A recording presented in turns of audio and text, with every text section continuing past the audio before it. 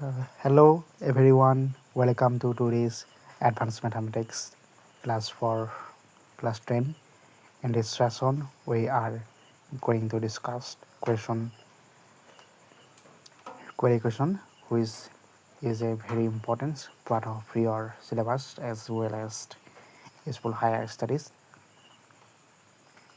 We will go step by step, starting from the concept, then examples, and finally some practice-oriented discussion. So let's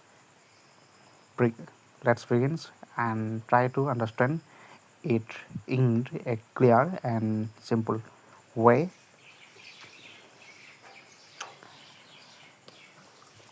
I can try to summarize. ABC পৰিমে a plus b plus c equals 0 সমান কৰিব লাগে ax square plus bx plus c equals 0 সমীকৰণৰ মূলবোৰ পৰিমে প্ৰস্তুত কৰিছে abc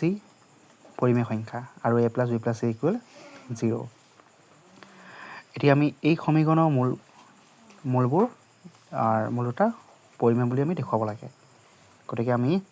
মূলৰ প্ৰকৃতি ল'ব লাগিব মূলৰ প্ৰকৃতিৰ কাৰণে আমি ভেক্টৰ ল'ব লাগিব ভেক্টৰ কি হয় b স্কয়াৰ minus 4ac এতিয়া মন কৰা a plus b plus c equals 0 ইয়াৰ পৰা b মানটো ওলাই লোৱা b মান কি হ'ব minus a minus c whole square minus 4ac এই b মানটো আমি ইয়াৰ পৰা লৈছো আমি এই যে আছে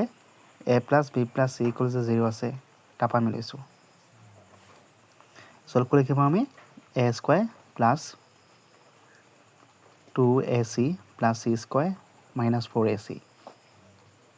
a square minus 2ac plus c square a minus c whole square a minus c টো আমি কি পালো পৰিমেয় পাই গলো থ্যাংক ইউ